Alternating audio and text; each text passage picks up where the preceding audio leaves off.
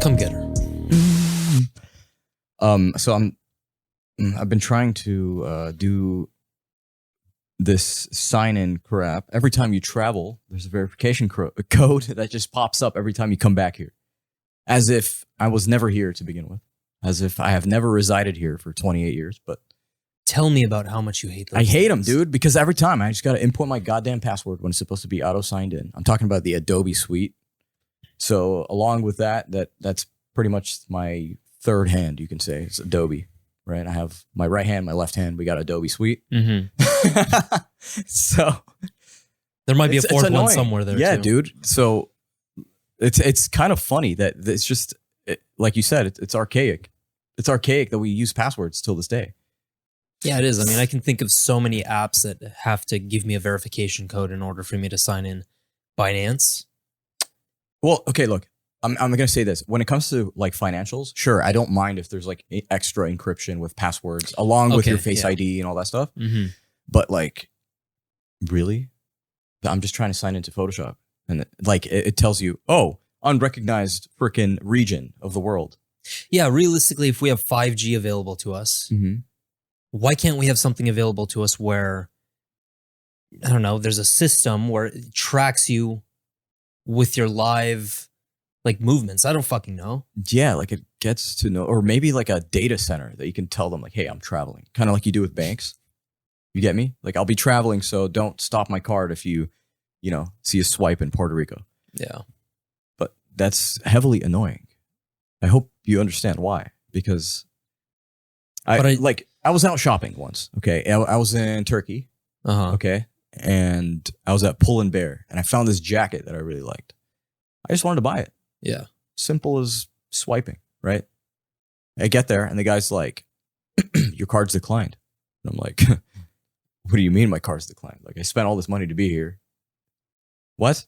No, I know. It's not declined. So, I was logging into my bank account, and going in there, it was like 2-step authentication. And I'm like, oh my God, dude. So I put in my password, and then it starts asking me security questions.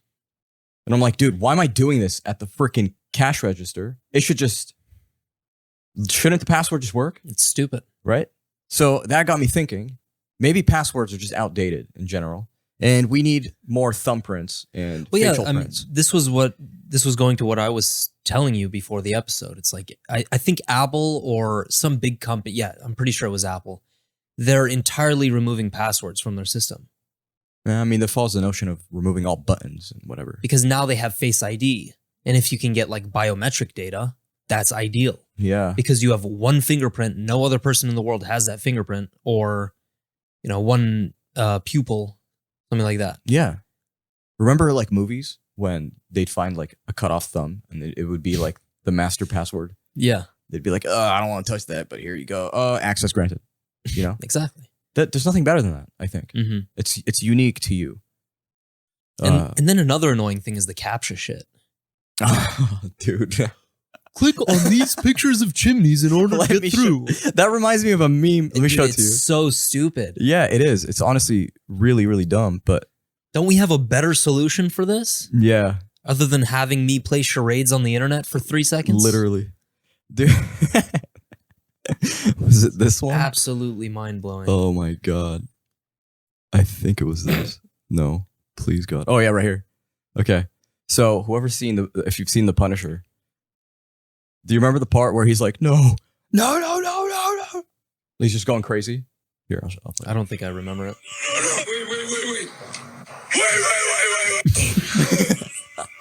Wait. Okay. This is what you have to put that up. This is what the caption reads. When you rate Google 1 out of 5 stars, and the next CAPTCHA asks you to select the squares where you live. Wait. Oh my God. Yeah, that's honestly hilarious. But I'm glad Apple is taking steps to actually getting rid of the password, because screw it. Of course, like now that I'm actually thinking about it, it's like I can see how a password might be useful, but only if they worked correctly. Like if they weren't giving you such issues, right? So, for example, I'm trying to edit a photo, okay? And I sign in to Adobe, and it tells you, all right, Here's your network. We're loaded and enter password. Nothing new. I'm like, okay, enter password. Boom. 2-step authentication. We don't recognize your location. We don't recognize this device anymore. Almost. Like, what? We're going to lock you out for 72 hours. It's literally been the same. The only thing that has shifted is I took a flight and I'm now on different grounds. Yeah. Okay. So why? Like, I mean, I guess it's for my own security. I understand that. Well, here, can we agree that the goal they're striving for is a worthy one? To maintain your security and provide protection. I mean, but the method they are using to get to that goal is just garbage. Yeah. I mean, identify I mean, look. It's harder to say because we got bots. We got people that are creating like automated crap online that are just doing tasks. Yeah. So I guess I can get that from the CAPTCHA point of view, but the CAPTCHA just sucks. Yeah. We have Russian bots too. Yeah. Chinese Select bots. all trains, and then you'll have like the blurriest image of a bus/train. You're like, I don't even know if you have to do it again. Yeah. And then you're like, I think I'm gonna bet that that's a train, and you're like, boom, and it's not a train, and it tells you select all frogs, and you're like, dude, these are all just swimming pools. And we're like, how do I even see this? They're tiny little, bro. Yeah, it's really annoying. What was I about to say? Shit, I was about to say something that was very relevant to this. Security, CAPTCHA, puzzles. Keep throwing out words. Puzzles, verification, strategy, security. Yeah, I forgot. That shit's lost. That's the lost in sauce, then whatever. Lost in the sauce, bro. Oh, here's another thing. I just remembered. Oh, hell yeah. When you open up your laptop, and if you have a more complicated password than normal, if it's not 1515, then you start typing it in, and then you get it wrong like 3 or 4 times. Yeah. And you are damn sure that you typed it in correctly because you've done it a million times. I still got it wrong. And you're like, let me take this slow. Yeah. Let me become a retard and just like P. Yeah, with your index finger. L. Yeah. Shift 1. My God. F U. Yeah, it's just stupid. C. Dude. No, okay. But what's it called? There's this thing that I've been trying to. I can't even begin to explain this, dude. But I'm going to. The filthy-headed people, the people that are uneducated, the people that, and I will explain this in a second, but I saw a news article this morning, okay? And it was a man of the African-American descent, okay?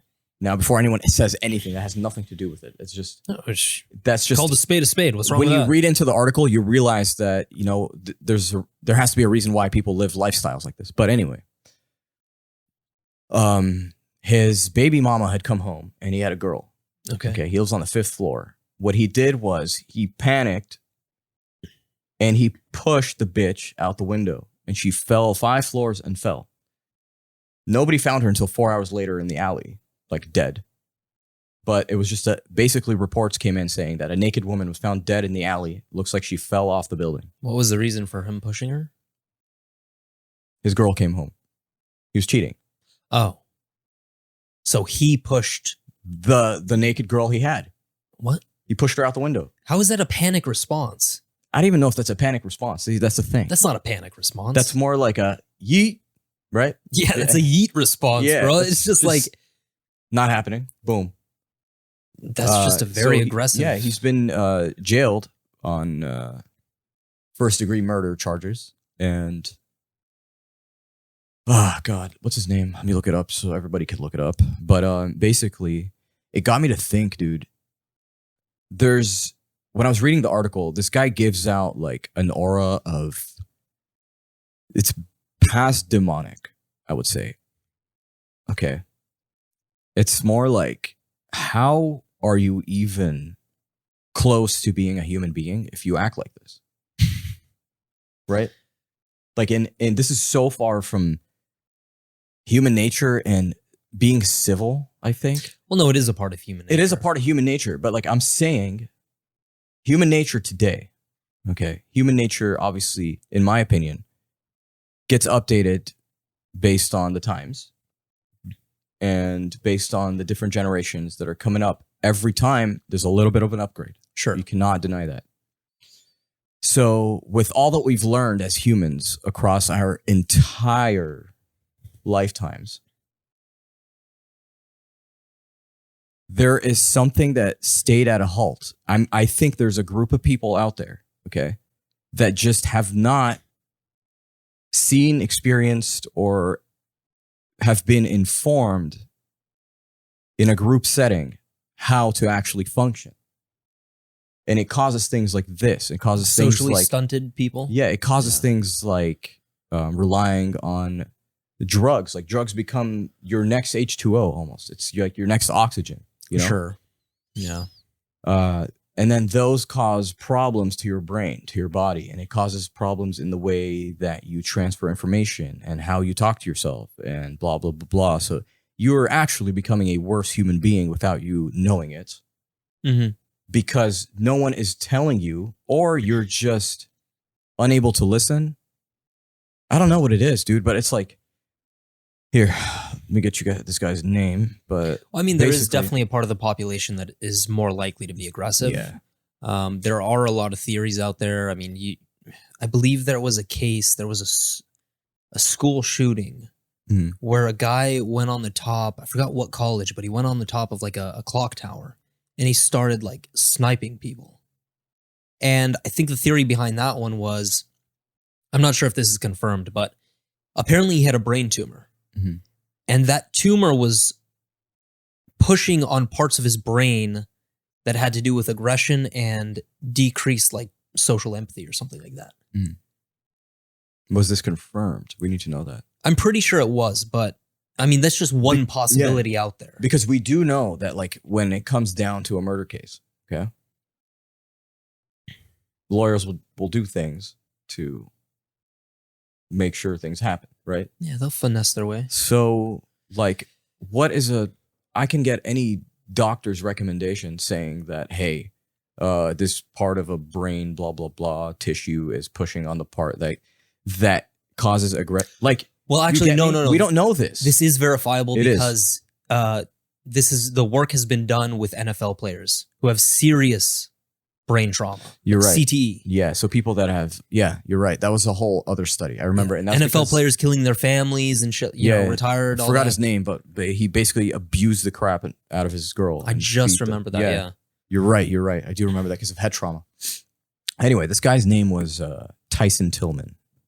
And he faces a count of first-degree murder, according to Chicago police, because and I quote, "I threw the bitch out the window," is what he said to prosecutor James O'Connor. Okay, damn. So the arrest was caught on body cam, and he said that. So the fact that he was just like, look at how he's talking, dude. I feel like he's got to be on drugs. It has to be.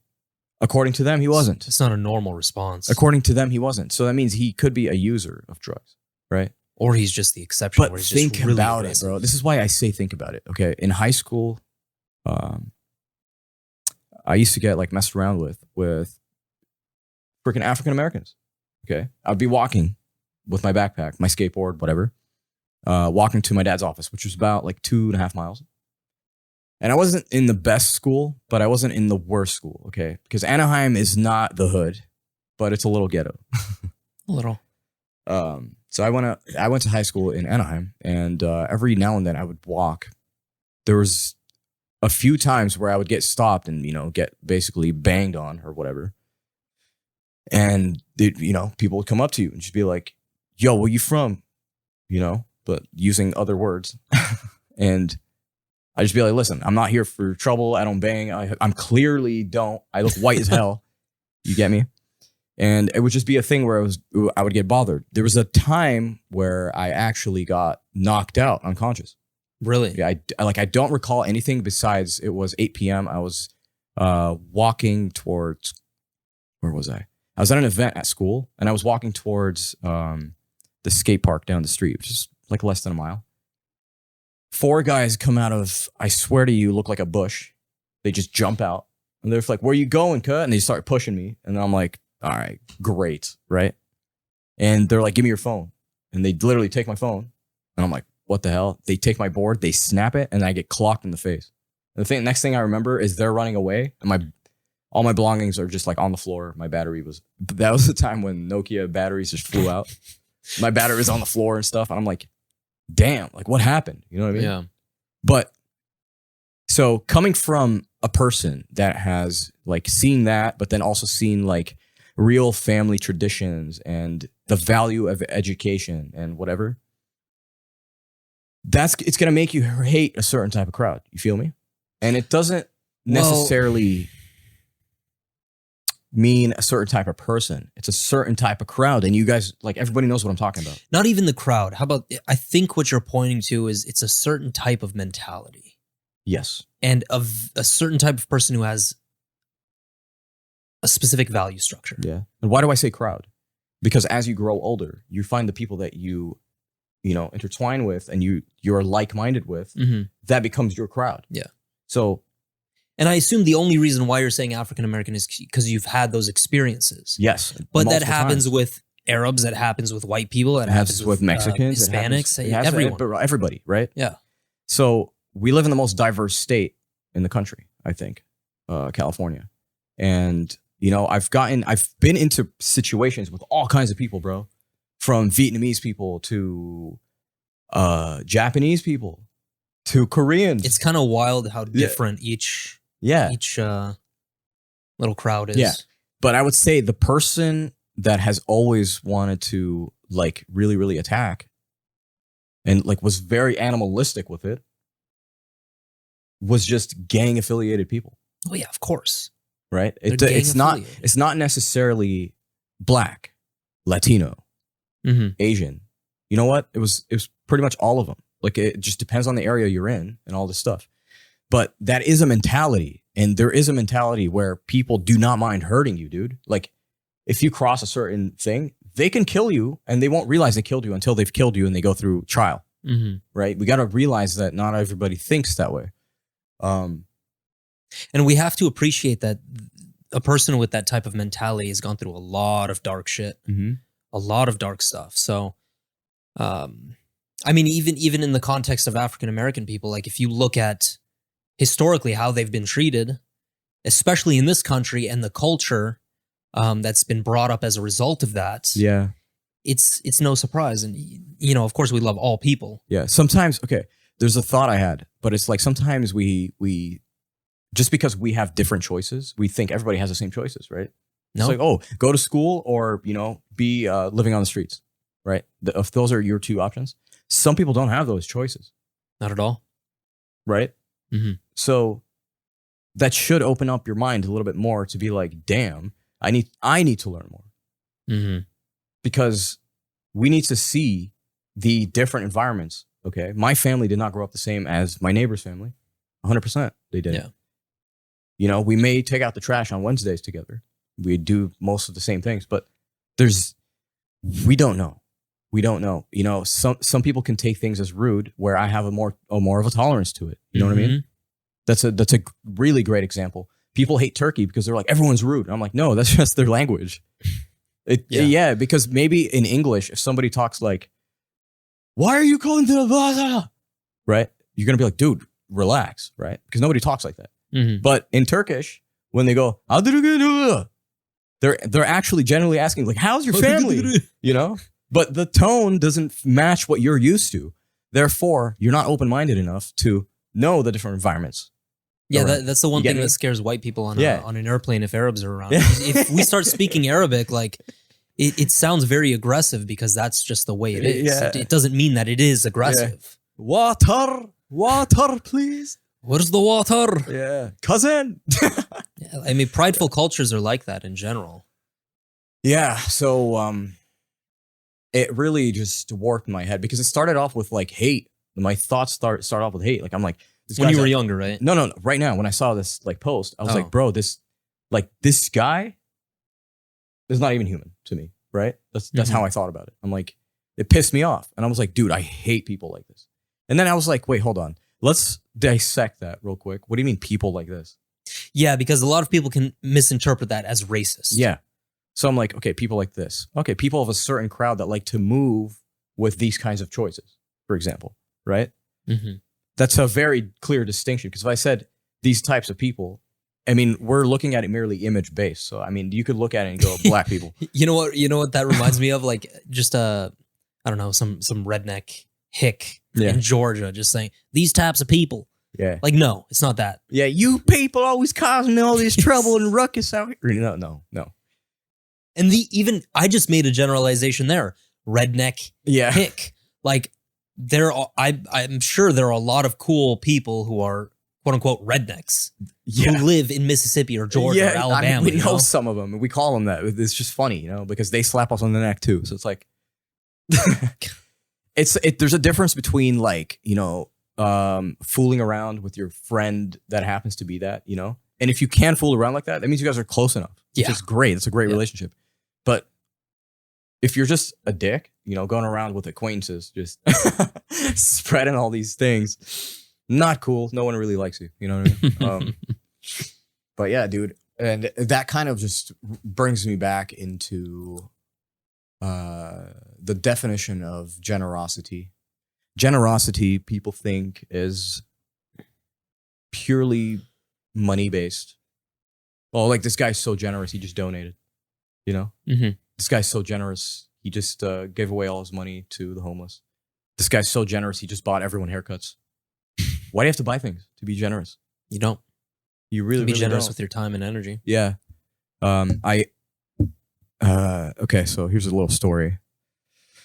When I was about 13, 14, I was introduced to a family in Egypt. So in Egypt, there's New Cairo. There's like Cairo, and then they call it New Cairo, and then there's the Old Cairo.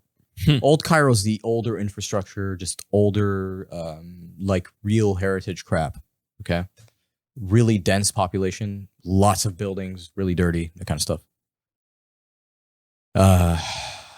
My uncle used to take me to their house, and they lived in like a mud house. Like it was made out of like clay. Really? Much. Yeah. And I remember as a kid, I would be like, dude, ew, where are we going? This is disgusting. We could be doing anything else besides this. I'm a kid. Yeah.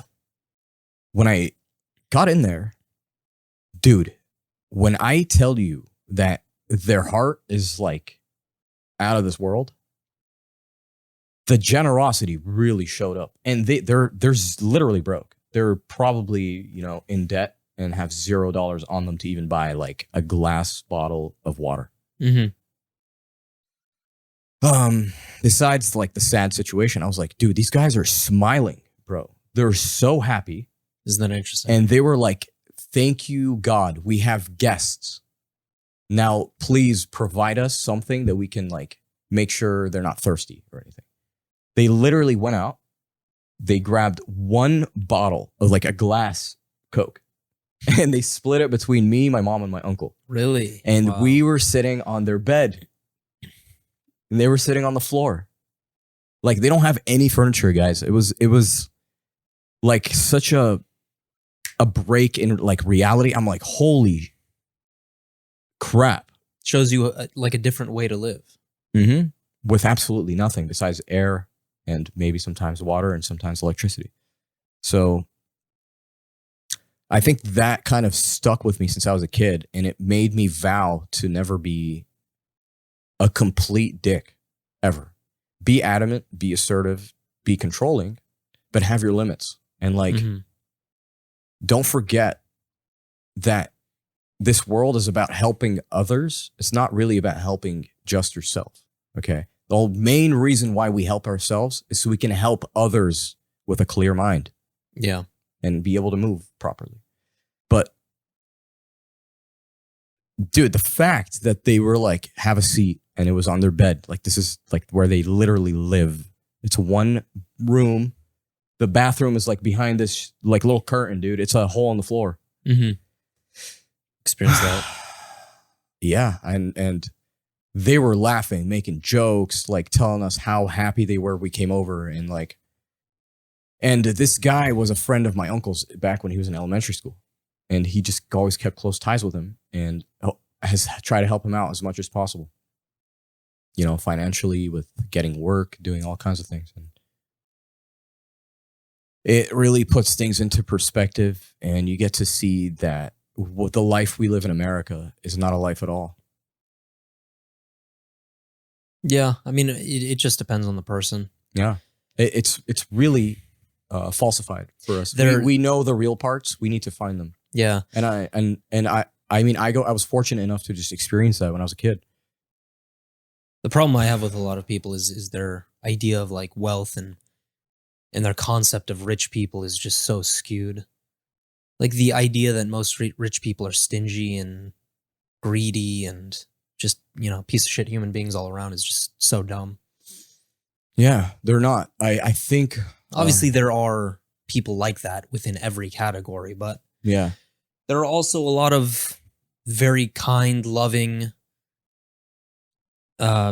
just people who are willing to extend themselves Mhm. to others and bring them up who happen to be very rich. Yeah. Monetarily. Mm-hmm. I think we need to be the people that are gonna stand up for when something happens and people expect you to act with emotion, Mm-hmm. and rather you stay quiet and then respond with like a one-liner. Those are the types of people we need to be, because we need to shut people up like that. People that are constantly out there just to like either hurt people mentally or get what they want selfishly by hurting others and everybody in their path while acting like they're normal. Yeah. You get me? I think we need to train to be more witty. We need to educate ourselves to have actual responses quickly Mm-hmm. and stop people in their path. Don't give them the time of day, right? If someone is making fun of somebody and they're going off and they're getting off to this, don't be the third party that's laughing. Like literally look at him and ask him a question, You'd be like, you can't be serious right now. I know you're not serious. And then they'll look at you like, why is this guy so serious? What the hell's going on, right? That's usually how it goes. Yeah. Because now you're breaking their cycle of like happiness. So Well, they the- start the- paying attention to you. And then you go, no, I'm dead serious. Not everything's a joke. What the hell's going on with you? Are you okay? The best Now way they start questioning themselves and they're like, am I going crazy? Why is he asking me if I'm okay? Mm-hmm. What is he seeing? Well, he's clearly not seeing himself right now. You're talking about people who like People who bully like other that. Yeah, we know people who bully or people that try to belittle people or Oh, the best way to stand up socially to a bully, bro. undermine, The best way to stand up to a bully is to actually have some balls and stand up to him. Yeah, and ask him questions. And then you'll notice that because his entire identity is based around bullying people. So when he gets bullied from somebody else, he's like, oh, No. I'm not the top dog here. Yeah. So the reaction Other people are willing to spar with me. Yeah. The first reaction he's gonna have is he's gonna want to hit you. Now, when does the gym and fighting and being active come in? For these moments. Right? I don't even know if the first reaction for most defensive. bullies is to hit you. Dude, I've been in so many encounters, and the first thing they want to do is at least push you. Like push you hard too. Mm-hmm. Okay. I mean, yeah. You get me? I haven't had that many experiences. Yeah, with bullies, because but- think about it. A bully, for the most part, is an idiot. Okay? They don't like to be, being proven wrong. he's drunk on aggression and Yeah. power. So think of how stupid you are when you're angry, right? Yeah. That's them 24/7. You are pretty It's just stupid when you're angry. unable to make proper decisions or Yeah. even speak properly. It's like that kid, dude. That kid that grew up in the household where you would go to his house and then he'd be like, "Shut the fuck up, mom, stupid bitch," and you're like, "What's happening? Like how are you doing this?" And they're like, "Yeah, dude, you just got to be more assertive with your parents. You'll get your no." All right, bro. Okay, dude. You know what happens in my household? Get your ass kicked for Yeah, that. exactly. Kick to the moon, dude. I didn't even want to go. I have this. I want to talk a little bit about the Georgia Guidestones. Do you know what these are? No, but I can. What are Guidestones? Georgia Guidestones. Okay. Well, I mean, this is like a unique. Think about it from the perspective of what's the one monument in England? Really famous monument. Birmingham Tower? No, it's just a structure of stones. Oh, Stonehenge. okay. Think about it like Stonehenge, except the Georgia version, Okay. the United States. Georgia. Yeah. So these were recent, like somebody, I think a week and a half ago, somebody put an explosive device on them and damaged them really badly. And so whoever had to take them down shortly after. But the reason why is because there's a lot of conspiracy theories going around in regards to these Guidestones. So let me give you a little bit of background on the actual inscriptions on them. Mm-hmm. So a message consisting of a set of 10 guidelines or principles was engraved on the Georgia Guidestones in 8 different languages. We have English, Spanish, Swahili, Hindi, Hebrew, Arabic, traditional Chinese, and Russian. Wow. Yeah, so Plenty. It doesn't sound, nothing's wrong with that, right? No. So apparently the purpose of these Guidestones was to create an example of humanity if we were to be wiped out from some natural disaster or something like that. The reason why a lot of conspiracy theorists think this is like a problem is because they've connected it to Satanism and the New World Order, the Great Reset, all that other shit. Yeah, okay, all that. Because they only focus on the first principle that is inscribed within these Guidestones, which is to maintain humanity under 500 million people. That's the headline I always see, but they do not mention the other 9 or the second part of the first one. So I'll read through these. Yeah. Tell me if it anything sounds wrong with these. Yeah. Maintain humanity under 500 million people in perpetual balance with nature. Guide reproduction wisely, improving fitness and diversity. Unite humanity with a living new language. Rule passion, faith, tradition, and all things with tempered reason. Protect people and nations with fair laws and just courts. Let all nations rule internally, resolving external disputes in a world court. Avoid petty laws and useless officials. Balance personal rights with social duties. Prize truth, beauty, love, seeking harmony with the infinite. Be not a cancer on the earth. Leave room for nature. Leave room for nature. Out of those 10, do you see anything wrong whatsoever? Anything that points to destruction, totalitarianism, New World Order? It's not really clear, but... Really? No. Look, listen. It's like...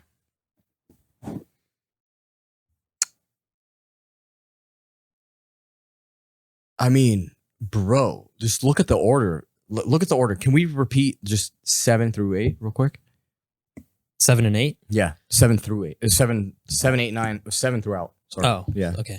Avoid petty laws and useless officials. I'm all for that. Yeah, I am for that.